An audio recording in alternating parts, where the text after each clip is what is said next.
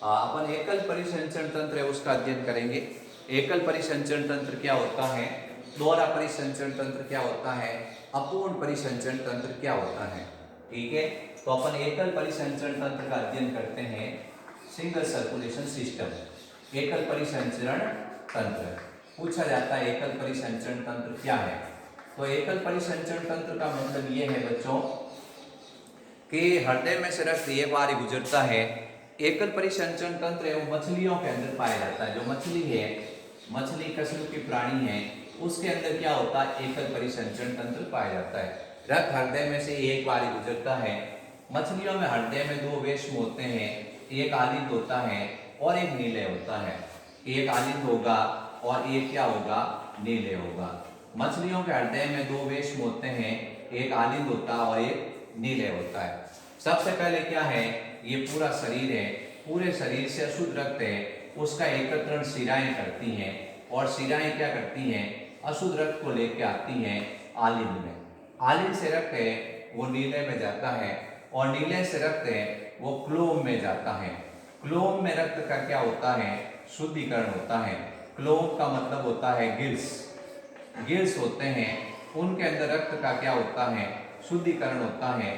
यानी रक्त है उसमें ऑक्सीजन मिल जाती है और रक्त में से CO2 बाहर निकल जाती है और यहाँ से ये रक्त पूरे शरीर में वापस वितरित कर दिया जाता है।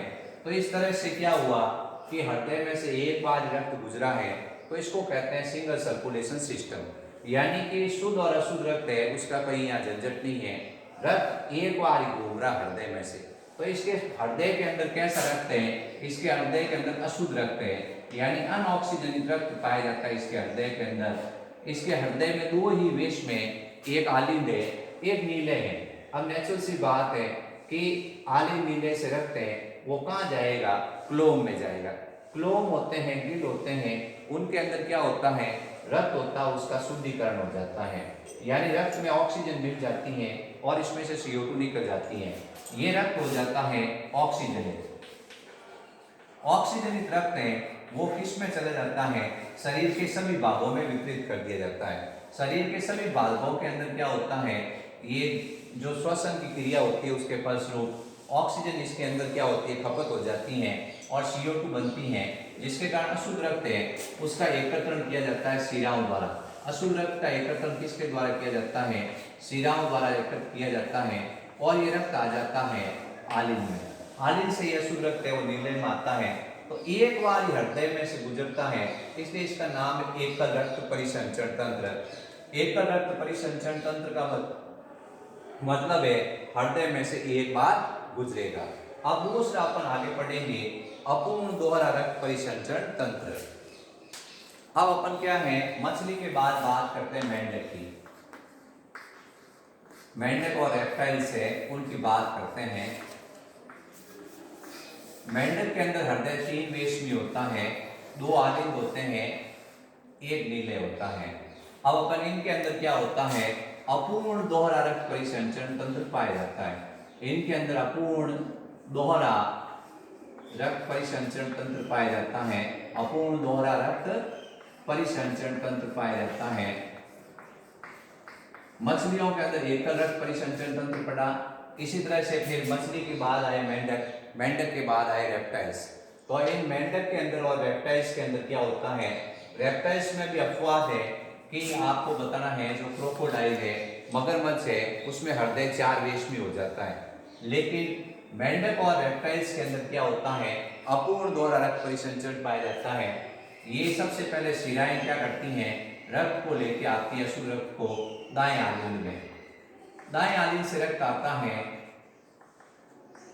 फुफ्फुस इसमें नीले में,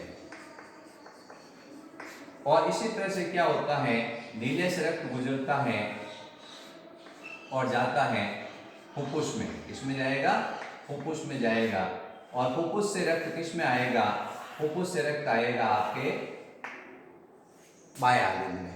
इसमें आएगा बाएं आलिंद में, और बाएं आलिंद से रक्त निकलेगा और वो किस में जाएगा, पूरे शरीर में। तो इस तरह से क्या होता है, नीले के अंदर शुद्ध और अशुद्ध रक्त है वो आपस में मिश्रित हो जाते हैं, इसलिए इसका नाम पड़ गया अपूर्ण दोहरा रक्त परिसंचरण तंत्र।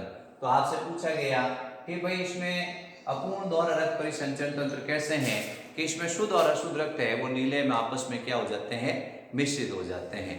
अब इसके बाद दोहरा रक्त परिसंचरण तंत्र है, उसमें आपको पता ही है कि नीले हैं उसके बीच में एक कपाट आ जाएगा जिसके कारण हृदय 4 रेशमी हो जाएगा और हृदय के दाएं भाग के अंदर अशुद्ध रक्त होगा और बाएं भाग के अंदर शुद्ध रक्त होगा। शुद्ध और अशुद्ध रक्त आपस में कहीं मिश्रित नहीं होगा। ये आपको ध्यान रखना है एकल रक्त परिसंचरण तंत्र, ठीक है।